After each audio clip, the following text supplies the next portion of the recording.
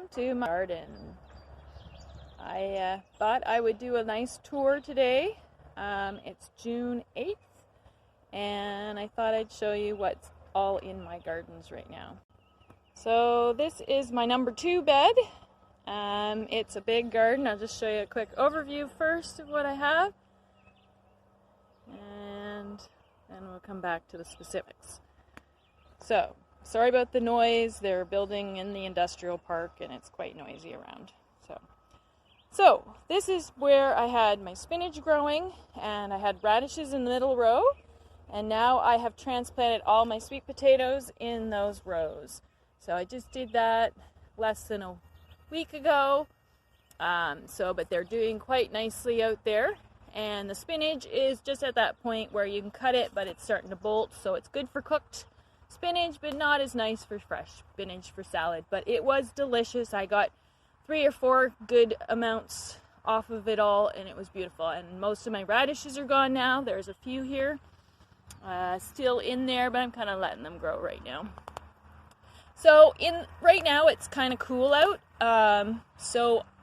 At nighttime I've been covering up my sweet potatoes. So I just use these buckets. They're old ice cream buckets that I've gotten along the years, and they work great for just putting them on each individual plant. And then when it gets nice enough, like around 14, 15, which it is right now, I just took them off and then allow them to have some fresh air and some nice sun. But any type of thing like that will do for that, any type of bucket. So these are my cooking onions. So those I transplanted a while back in April. They are doing beautifully now, and I don't know if you can tell from the video, but I had started seed 1 week later, and the stuff on the right is the stuff I did 1 week later than the stuff on the left. So when I had sown it, there wasn't quite, I was feeling a little uncomfortable with the number of onions I had gotten come up, so I did it. But you can tell there is definitely a difference in size of the ones that were just 1 week later. I planted my first ones in the middle of February, so just so you know. But yeah, those are all my onions, cooking onions. The next one is my Amish paste tomatoes. So they're doing quite well now. They were a little bit yellow when I first transplanted them, but they are coming nicely now. I did give them a little bit of fish emulsion, and that really helped to get them a little greener. And then over here are my Emerite pole beans growing. Those are a fresh bean. They're beautiful. They make a filet bean as well as just a regular bush style bean, but they're great fresh. And then I have baby kale also that grows quite nicely I have baby kale that is also growing in this bed, and it's growing quite nicely too. So just so you know, so there's the Emerite beans, the Amish paste tomatoes, and my kale, which is a Vates one I got from William Dam. So then I have parsley, which is doing beautifully as well. And this is my zucchini transplants that I transplanted a couple weeks ago, so they are doing well now. I had to protect them with shade cloth last week because we were in a heat wave. But now that it's cooler, they seem to be adjusting well. So, and then I have my hoop house, which is nothing but just a few hoops made out of water pipe stuff, and sticks and a piece of plastic. So nothing special there, but it works fine for protecting stuff such as my basil and my watermelon. So this is how I get away with being able to grow that kind of stuff.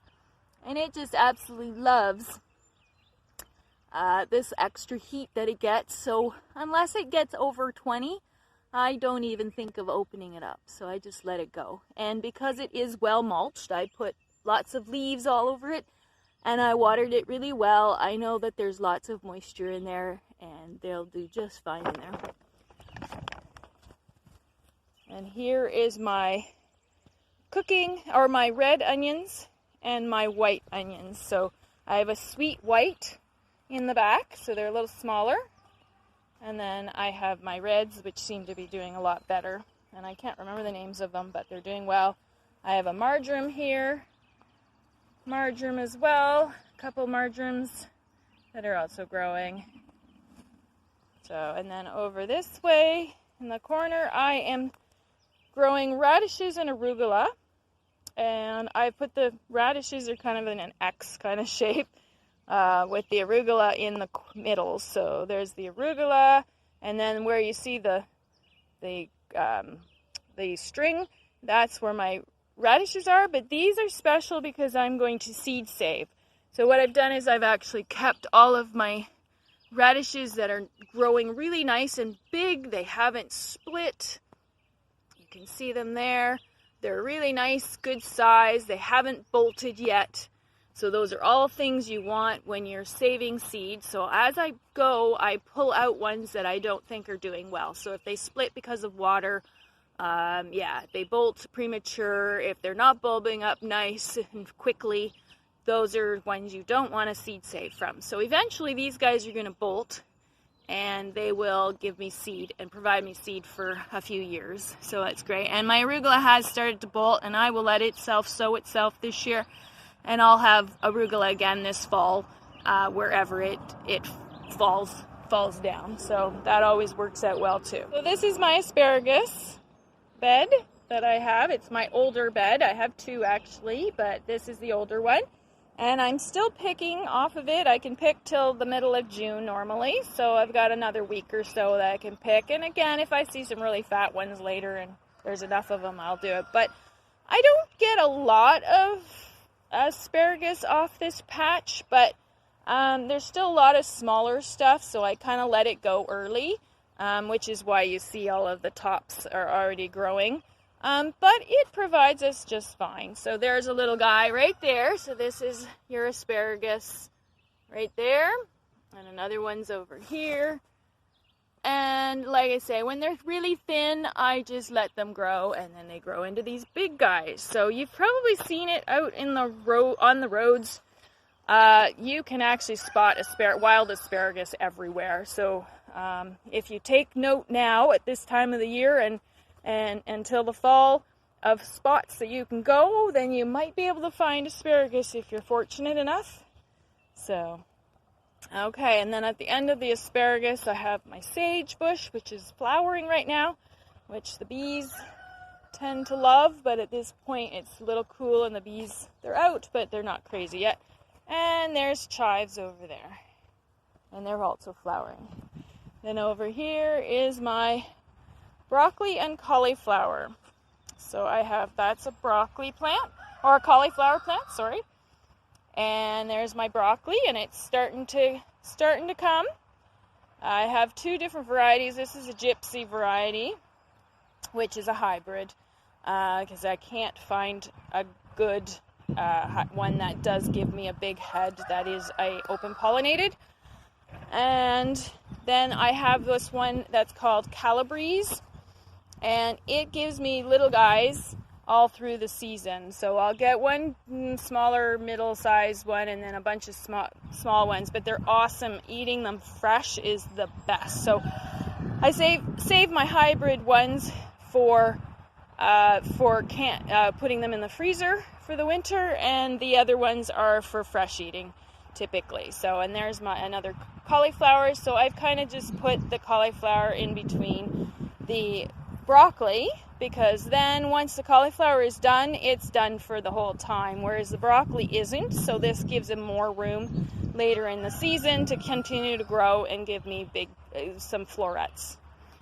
And here's my Butter Crunch lettuce down here, doing beautifully. I pick it every Monday, and today is Thursday, so it won't get picked again, but it's already got lots of extra on it. I've been eating off it tons. So, and then this is where my dill has decided to grow this year, and I've allowed it to. So it comes up every year. I do not plant dill. It just kind of self-sows, and I pull it out whenever I want it to eat it. I just pull it out of those spots like the paths and anywhere that it's not supposed to be. And I use that to eat, and then this stuff will all be used for dill heads for my pickling and stuff. And I have some thyme down here. Those are brand new ones. I'm hoping these ones overwinter. I've not had good luck the last little while, so I've gotten some from seed that are supposed to be winter hardy, so hopefully that'll be what changes that. And there's my oregano. He's a beautiful bush. I transplanted him last year, and he's doing beautifully. Very healthy looking. And this over here is my cross. These are what I call kalettes, and they are a cross from Brussels sprout and a purple Brussels sprout, red ball, and a regular kale. And they actually give me these little guys, but it's delicious. This kale is delicious. You use it just like regular kale, and I keep it for the fall and the winter. But one of them actually did stay as a Brussels sprout, so that's actually probably going to have Brussels sprouts on it as opposed to the kale that these ones will have what they call kalettes.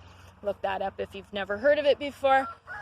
And there's my parsley. That was last year's parsley, and it's starting to bolt. So it's going to go to seed and provide me seed for whenever I want it. So, and here's some coriander that I'm letting, that I did sow.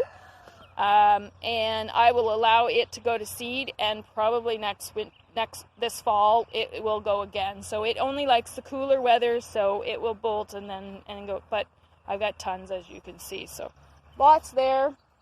And it will come back later too. So now over here is these are my sugar snap peas. They are starting to flower. These ones are called super sugar snap peas, and they're the best. My rooster is very noisy today. These are the best. They're very durable, very hardy. They are really good tasting one, and I love the pole beans because I find I get more from them. And all I've got are just T-posts. You can see it's a T-post, and attached to it is a 2x2, but you can even use a stick. I've got lots of them that are just sticks, and then I just wrap it back and forth with string. And this is all stuff I get from a horse farm. It's baler twine that is biodegradable, so when the plants die, I can just throw this all in the compost and know that it is fine to go in my compost heap, rope and all. So it's all free. And what I like about the T-posts is they're permanent for life pretty well. You've got T-posts, and I just keep them, and every year just rotate them as needed. Here down below it is growing my romaine. I figured it would give it a little bit of shade and maybe make it so the romaine won't bolt quite as early. So there's my beautiful romaine that's doing wonderfully. So anyway, and I do have volunteer sunflowers that come up here and there all over my garden. And I pick and choose which ones get to stay, and this one's going to stay because it's on the north end of my pea spot, so it's perfect. So, but I just let them go, or I will transplant them if I don't see any in a good spot. So this is celeriac. It's, I don't know if you're familiar with celeriac, but it's a celery root. So you maybe have seen it in the grocery stores. It's a root that you can use in substitute for celery. I have tried celery many, many times, and I've just kind of decided that it's not worth having. I use the celery root for soups and stews now and cut it up. I can freeze it, throw it in the freezer, and access it easily that way. It's just like turnip when you cut it up. So you just chop it all up, and you don't have to cook it or anything. Just chop it and throw it in the freezer, and then I just throw in a cup in a stew. And then I'll add the celery leaf that's I've got growing, and that'll give it a little bit more of a true celery flavor. But this does have celery flavor, so you won't miss the celery in your plants. And celery is really tough to grow. So and that's just some more of my cooking onions. And then over here I have my French Charentais. They're like a cantaloupe, and they are the best ones I have had, and they are open pollinated. It's my own seed as well. And then this is my favorite cucumber that's open pollinated. It is called Shinto Kiwa. So it's really, really hardy. and seems to be able to withstand a lot of stuff. No, it's just as good as any hybrid I've seen, so I really like it. And these are all transplants. I start these indoors middle to late April, and they are quite big when they go in, and I have no problems getting them moved over. If you do get a heat wave, they may wilt on you, and I usually will just tie up or attach some sheets, just shears, and I have a whole bunch of shears that are meant for here, and I just clip it on with clothespins on each side, and that's enough to kind of give it a little bit of a break. I do that in the summer too, if it starts to look like they're stressing out. Cucumbers don't like heat as much as people think, but they tolerate it fairly well, but they would rather have a little shade too. So, but yeah, they turned out beautifully. This is some parsnip. This is my favorite parsnip that's coming up right now. It's called Hablonge.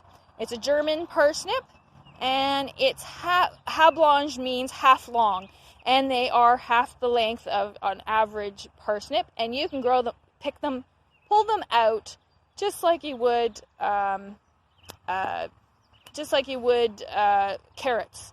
They're that easy, and if you've ever picked parsnips before, you know it's kind of a nightmare. They're really hard to get out and not break them for sure. So I'm really tickled pink. I am actually saving seed of this too. It's in one of my other beds, so I'll show you that in probably another video. But yeah, they are great. So again, here's a nasturtium that is here, and I sometimes plant them, but they actually pop up here and there too, and I just transplant them throughout wherever I want them. So here's some zucchini that I did sow from seed, just to see how that goes as well, because I do already have the other three, but just in case something happens to my transplants, it's always good to have an alternate. And this is my celery leaf I was telling you about that I use in my soups and stews, and it's kind of like using that as well as like parsley, so you're using it the same way. You just chop it up, throw it in, but it just adds that little bit of freshness, flavor, like celery. Over here is my garden peas. So they're called Green Arrow garden peas. This is my favorite of all of the garden peas that I've had, and I have been saving seed from these for years now. I don't start them as early as I do the sugar snaps because I want those sugar snaps early in the season, but I don't need the garden peas to be that early. So they're coming and they're doing well, but it's just they're slowly growing. And I actually did grow. I've got some radishes that I grew a whole row of radishes in front, so they're not quite out yet. Still have some of them.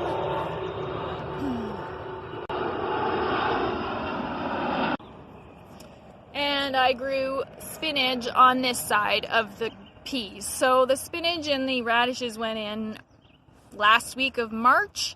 As soon as I could put them in the garden, they were sown, and the garden peas were probably put in middle of April, I would guess.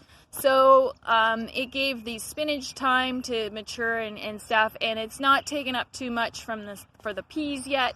So by the time the peas get any bigger, the spinach will be gone, the radishes will be gone, and the garden peas will be able to just live on their own, and they'll love it. So over here are my King of the North pepper plants, and they are doing very well for the second week of June. So there's my pepper plants, and as you can see, there's a bunch of big leaves, and then there's a bunch of little stuff, and the little ones are the ones that I'm really happy to see, because all that stuff is bushing out nicely, which hopefully means that I'll get more peppers than had I not, and I nip the tops so that I just get a more bushy plant. So those big leaves will disappear, and those small ones will take over, and I should have lovely stuff. So, you're probably wondering about the pails again for warmth. I've got the pail as well as the rock. I've got the rock there, and the pail gives it a little extra warmth. So on regular days, the rock is going to keep it warm at night. But right now we're in a cool stretch, so I put the pails over it. This is just an alternative to the upside down pail. my husband cut the tops off, and then at night all I have to do is put the pail lid on. So it gives it a little extra warmth during the day still, and but if it gets too hot, I just remove all of it. So yeah, so that's what I do with my peppers. I have another volunteer sunflower over here, and there's a little ladybug on top of that guy, but there's one that I decided to keep too. So, and a bunch of my dill, and this is carrots. So I've got my carrots in, and it looks like somebody tried to eat in the middle. There's probably slugs or something eating, and they love to eat the stuff too, so, but that's okay. I'll take what I get. So that's the end of that's everything in my number 2 bed. Hope you enjoyed this video of my number 2 bed. There we go.